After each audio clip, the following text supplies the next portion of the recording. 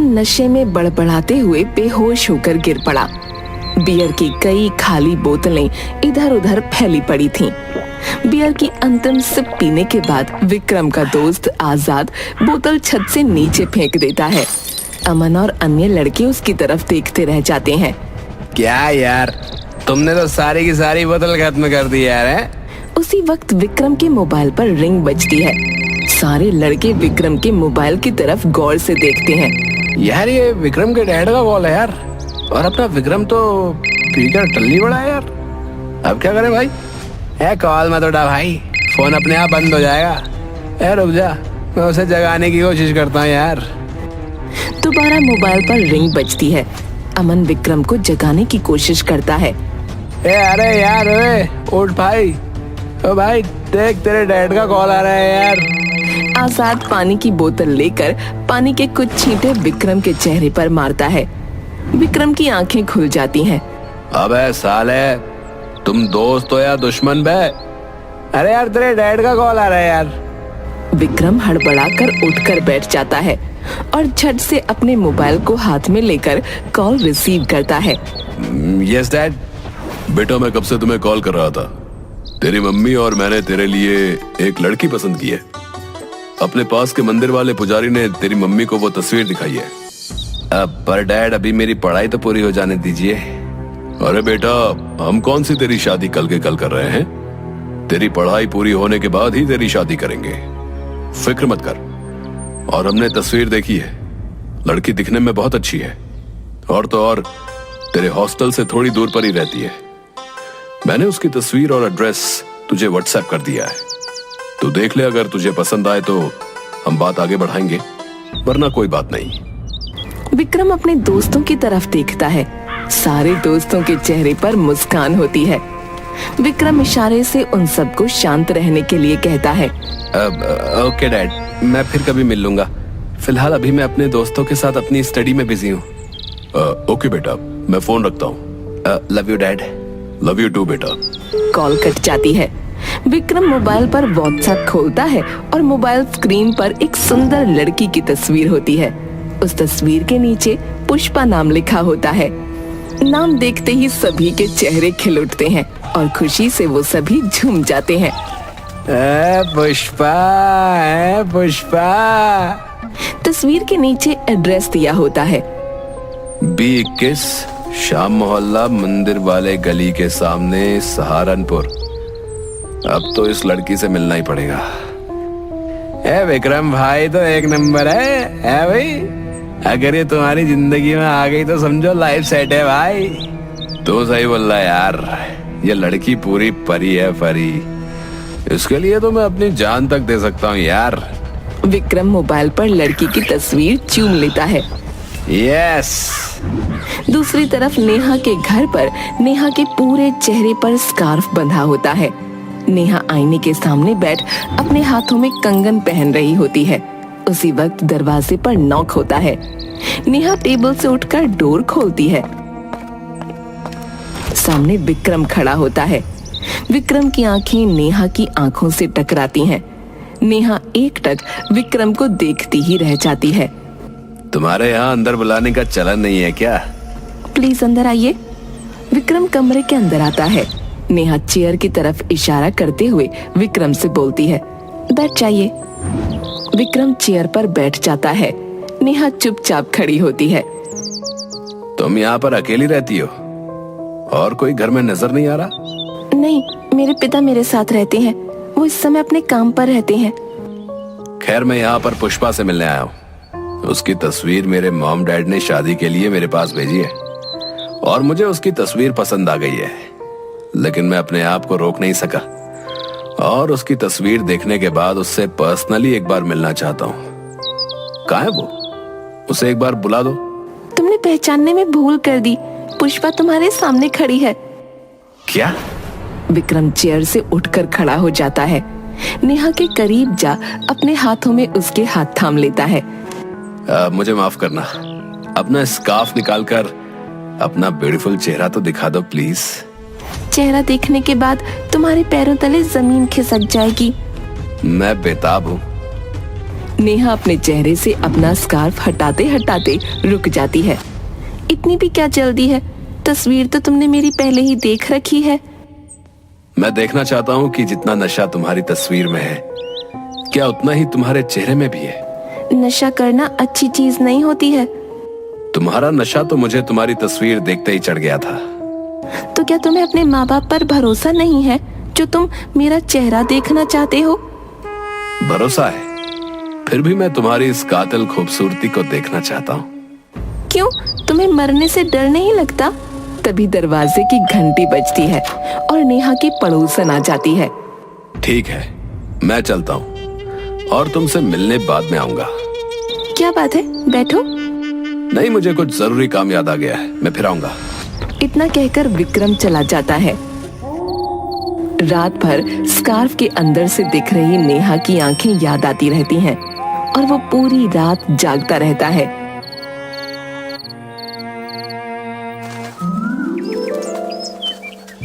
दूसरे दिन वो फिर से नेहा से मिलने पहुंच जाता है। नेहा दरवाजा खोलती है। तुम आज फिर आ गए? क्या हुआ, रात भर सो नहीं सके? नहीं, बस इधर से गुजर रहा था तो सोचा तुमसे मिल लेता हूँ। अंदर आओ। आज तो अपनी खूबसूरती का चांद मुझे दिखा दो। कल तुम्हारी पड़ोसन ने आकर सब गड़बड़ कर दी थी। नेहा हंसने लगती है। मुझे पता था, इसीलिए आए हो तुम। लेकिन एक बात तो तुम्हारे बारे में मुझे पता चल गई, तुम्हारे अंदर सब्र नाम की चीज नहीं है। तुम्हारी आवाज सुनने के बाद और तुम्हारी आंखें देखने के बाद ये सब्र किस चिड़िया का नाम है, मैं तो भूल ही गया। बस बहुत हो गया, आज तो मैं तुम्हारा चेहरा देखकर ही जाऊंगा। मेरी खूबसूरती तुम्हारी आंखें बर्दाश्त नहीं कर पाएंगी। चाहे मेरी जान भी चली जाए, लेकिन आज तो मैं तुम्हारा चेहरा देखकर ही जाऊंगा। ठीक है, अगर तुम्हारी यही जिद है तो आज मैं तुम्हारी ये हसरत पूरी कर देती हूँ। नेहा अपने चेहरे से स्कार्फ हटाती है। विक्रम नेहा का चेहरा देखते ही चिल्लाकर अपना मुंह मोड़ लेता है। नेहा का चेहरा पूरी तरह से जला हुआ था। विक्रम, तुमने पहचाना मैं नेहा हूँ, जिसकी जिंदगी तुम्हारी वजह से बर्बाद हो गई। एक समय था जब तुम मेरे प्यार में दीवाने थे, दिन रात मेरा पीछा किया करते थे। पर जिस दिन मैंने तुम्हारे प्यार को ठुकरा दिया, उसी रात कुछ अनजान लोगों ने मेरे चेहरे पर तेजाब फेंककर मेरा चेहरा पूरी तरह से बर्बाद कर दिया। और हमारे देश की लाचार पुलिस और कानून व्यवस्था तुम्हें एक दिन भी सलाखों के पीछे नहीं रख पाई। मैं क्या कर सकता हूँ, मैं पूरी तरह से निर्दोष था, इसलिए पुलिस ने मुझे छोड़ दिया। ये क्यों नहीं कहते तुम्हारे डैड के पैसों के सामने पुलिस बिक गई? अब तुम्हारी जिंदगी बर्बाद करने वाला कोई और होगा, लेकिन इस टाइम मैं पुष्पा से मिलना चाहता हूँ। प्लीज एक बार उससे मिला दो। जिस दिन से उसकी तस्वीर देखी है मैंने, उस दिन से बस दीवाना बन बैठा हूँ उसका। फिक्र मत करो, वो टाइम भी जल्द आएगा जब तुम्हारा सामना पुष्पा से होगा। लेकिन अब तुम यहाँ से जा सकते हो। विक्रम कुछ सोचते हुए नेहा के सामने से मुड़कर चला जाता है। नेहा गुस्से में टेबल पर रखे ग्लास को उठाकर शीशे पर फेंकती है और शीशा टूट जाता है। दूसरी तरफ विक्रम अपने दोस्तों के साथ सिगरेट पी रहा होता है। सारे दोस्त बारी बारी से एक ही सिगरेट एक दूसरे के पीने के बाद पीते हैं। उसी वक्त विक्रम के मोबाइल पर रिंग बजती है। देख यार, तुझे कौन याद कर रहा है? विक्रम, ये जरूर तेरे मॉम डैड का कॉल होगा। रुक, मैं मोबाइल लेकर आता हूँ। अमन विक्रम का फोन लेकर आता है। हेलो, कौन बोल रहा है? हेलो, क्या मैं विक्रम जी से बात कर सकती हूँ? यस, मैं विक्रम बोल रहा हूँ। आप कौन? दूसरी तरफ से कोई आवाज नहीं आती। हेलो, मैं विक्रम बोल रहा हूँ, कहिए। दूसरी तरफ एक खामोशी होती है। हेलो, क्या आपको मेरी आवाज सुनाई दे रही है? फोन कट जाता है। किसका फोन था भाई? पता नहीं यार, कोई लड़की थी। नहीं लड़की, तेरी किस्मत सही है भाई, एक जाती नहीं कि दूसरी आ जाती है। विक्रम मुस्कुराता हुआ वहाँ से चला जाता है। कुछ दिन तक इस अनजान कॉल का सिलसिला चलता रहा। फोन पर कोई हेलो बोलता और बाद में कुछ भी नहीं बोलता। थोड़ी देर बाद फोन कट जाता। एक शाम विक्रम अपने दोस्तों के साथ बैठा था कि फिर तभी विक्रम के फोन की बेल बजी। जरूर तेरे मॉम डैड का कॉल होगा। नहीं यार, ये मेरे मॉम डैड का कॉल नहीं, किसी अनजान लड़की का कॉल है। लड़की? जरूर वो तेरे प्यार में पागल हुई होगी। और तेरी किस्मत के क्या कहने यार, हर बार एक नई लड़की फंसी जाती है। फिर जरूर अपने कॉलेज की होगी। तो जल्दी से उसे प्रपोज क्यों नहीं करता? हम सब तेरे लिए एक दिन के लिए कमरा गाली कर देंगे, फिर तो तेरे मौजा ही मौजा। ये सब तो ठीक है यार, लेकिन मैं जानता नहीं कि वो कौन है। जब भी उसके कॉल को रिसीव करो कुछ बोलती नहीं। कुछ बोलती नहीं? मतलब गूंगी है क्या? यार नहीं यार, बेचारी सीधी सादी होगी। तू ही उसे सही से लाइन नहीं दे रहा होगा, समझा? तो शायद सही बोल रहा है, उसे सही लाइन पर लाना होगा। लेकिन तुझे तो पता है मुझे गोरी चमड़ी वाली लड़कियां बहुत पसंद आती हैं यार। और न जाने ये कैसी है, मैंने इसे देखा तक नहीं है। उसी वक्त दोबारा विक्रम के मोबाइल पर रिंग बजी। सभी बड़े गौर से टेबल पर रखे मोबाइल की तरफ देखते हैं। विक्रम धीरे धीरे टेबल की ओर बढ़ता है और मोबाइल को अपने हाथों में लेकर चूमता है। मोबाइल पर आ रहा कॉल अननोन नंबर से था। विक्रम कॉल रिसीव करता है। हेलो, मैं तुमसे मिलना चाहती हूँ। लेकिन आप हैं कौन? मैं आपको पिछले 6 महीने से देख रही हूँ और मन ही मन आपसे प्यार करने लगी हूँ। मैं आपकी क्लासमेट हूँ। तुम्हारा नाम क्या है? मिलने पर मैं सब बता दूंगी।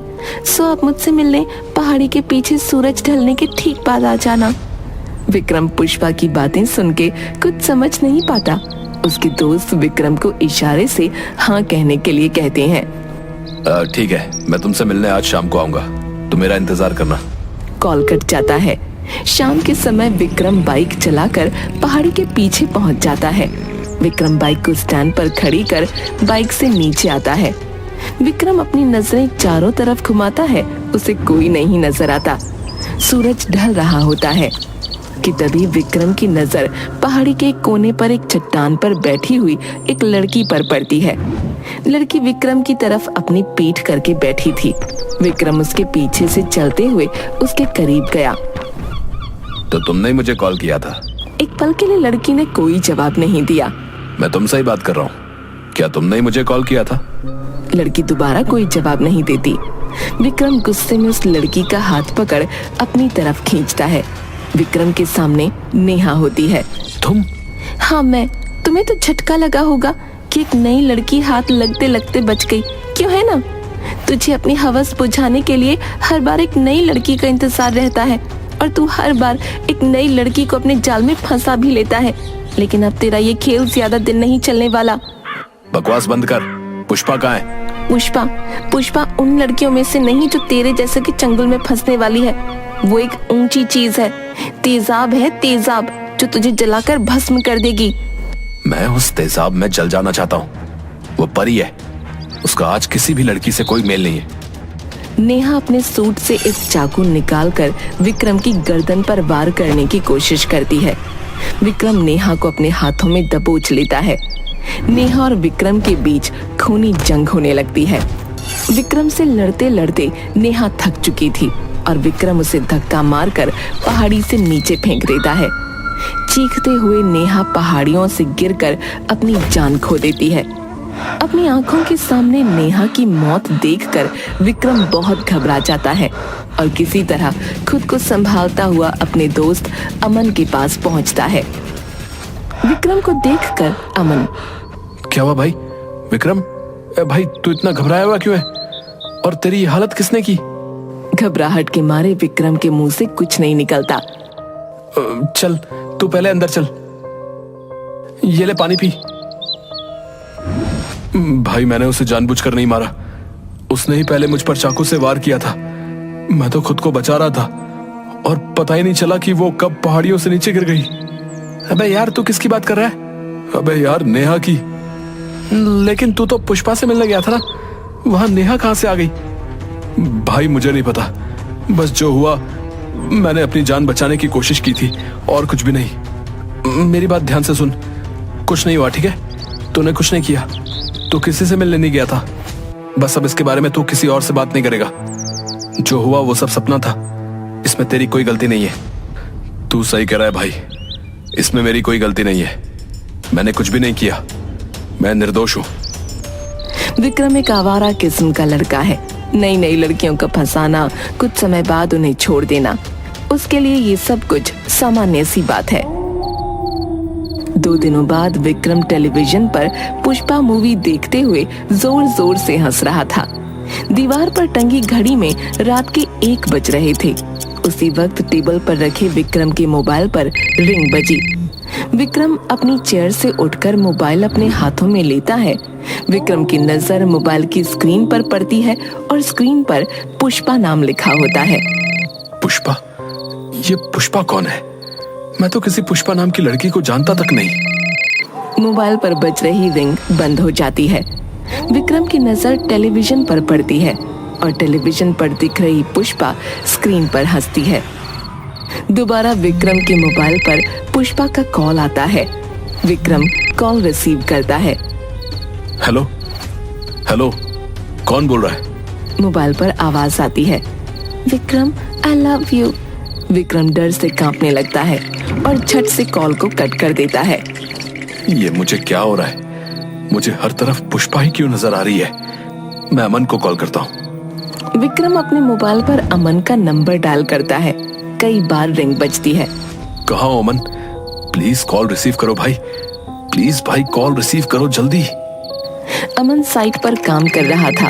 उसी वक्त अमन का ध्यान अपने मोबाइल पर गया और अमन कॉल रिसीव करने लगा।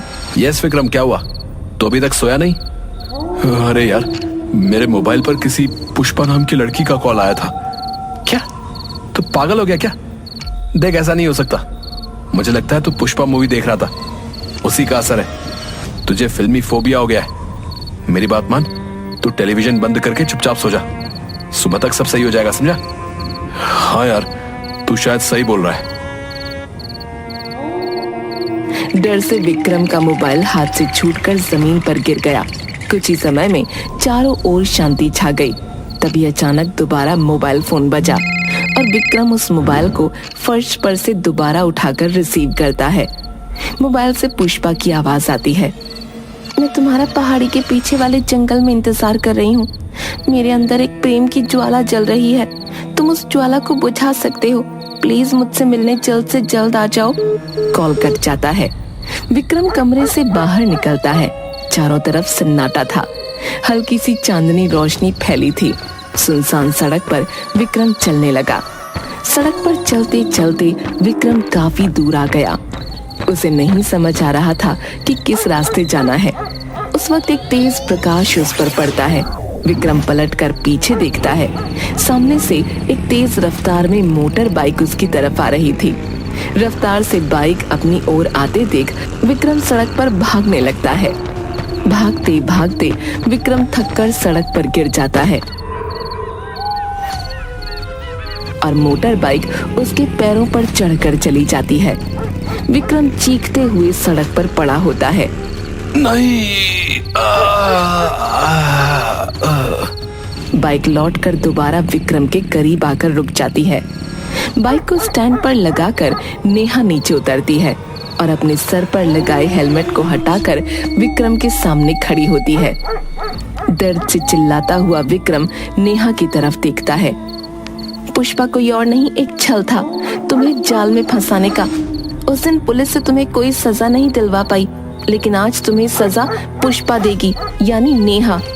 नेहा दोबारा बाइक पर बैठती है और दोबारा सड़क पर पड़े विक्रम के ऊपर से उसे चढ़ाकर चली जाती है।